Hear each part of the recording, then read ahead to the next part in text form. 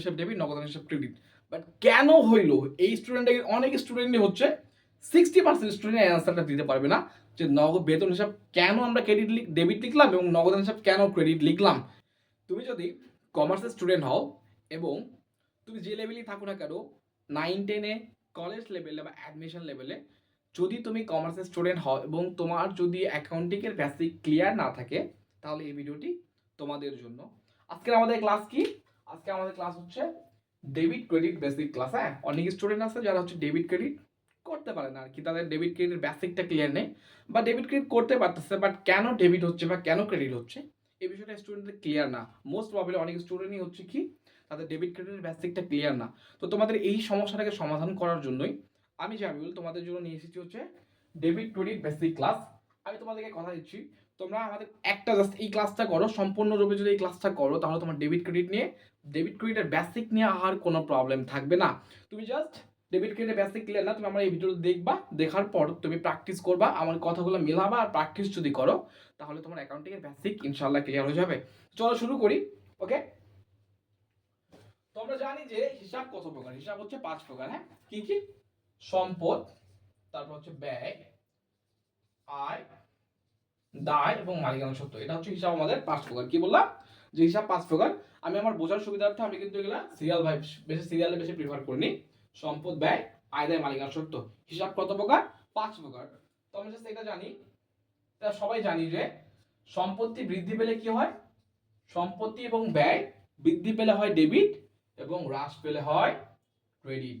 ওকে, এটা golden rules আমরা সবাই জানি, তো এটা অবশ্যই আমাদেরকে মুখস্থ করতে হবে। আমি আবারও বলি, সম্পত্তি এবং ব্যয় বৃদ্ধি পেলে হয় প্লাস, বৃদ্ধি পেলে হয় ডেবিট, হ্রাস পেলে হয় ক্রেডিট। এবং সাথে সাথে কি? আয়, দায় এবং মালিকানা সত্ত্ব।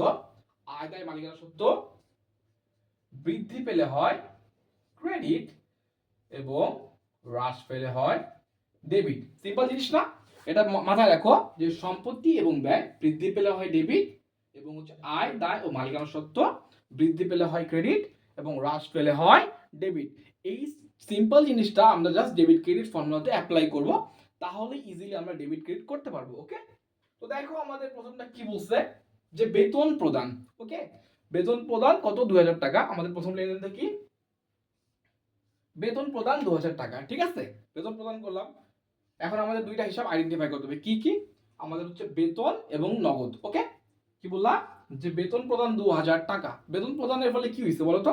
বেতন প্রদানের ফলে আমাদের নগদ সম্পত্তি চলে গেছে এবং সাথে সাথে কি হয়েছে? আমাদের ব্যয়টা বৃদ্ধি পেয়েছে। জাস্ট বোঝো বোঝো। হ্যাঁ, কি বলছে?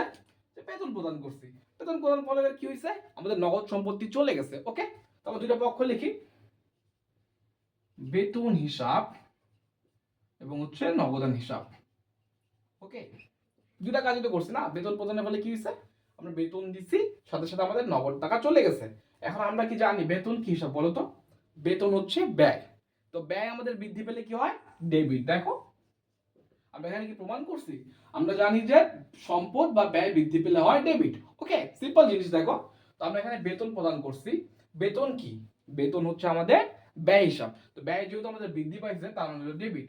এখন দেখো নগদান যে লিখছি, তো আমরা কি জানি সম্পত্তি বৃদ্ধি পেলে হয় ডেবিট, হ্রাস পেলে হয় ক্রেডিট। যেহেতু আমরা বেতন প্রদান করছি নগদে, তার মানে আমাদের কি হয়েছে? সম্পত্তি হ্রাস পাইছে। যেহেতু আমরা নগদ টাকা প্রদান করছি তার মানে কি হয়েছে? আমাদের সম্পত্তি হ্রাস পাইছে। তাহলে আমরা কি জানলাম? যে সম্পত্তি হ্রাস পেলে হয় ক্রেডিট। সিম্পল না? অনেক সিম্পল। দেখো আমি আমরাও তোমাদেরকে বলি, তোমরা অনেকেই বলতে পারো যে ভাই এই জায়গাটা তো অনেক ইজি, আমি তো পারি বেতন হিসাব ডেবিট, নগদান হিসাব ক্রেডিট।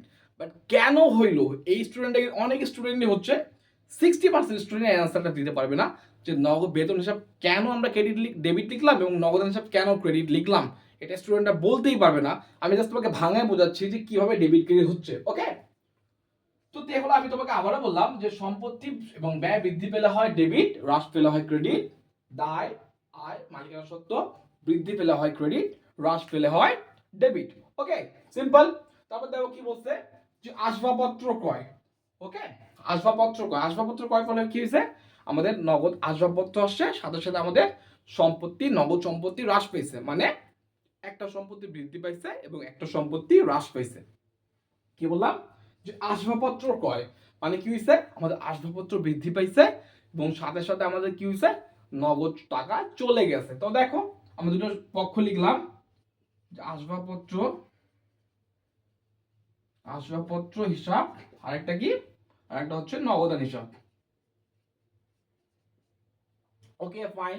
তো আমরা এখন বল ডেবিট কোনটা, আসবাবপত্র ডেবিট হবে নাকি নগদান ডেবিট হবে। ওকে, তো এটা জানি।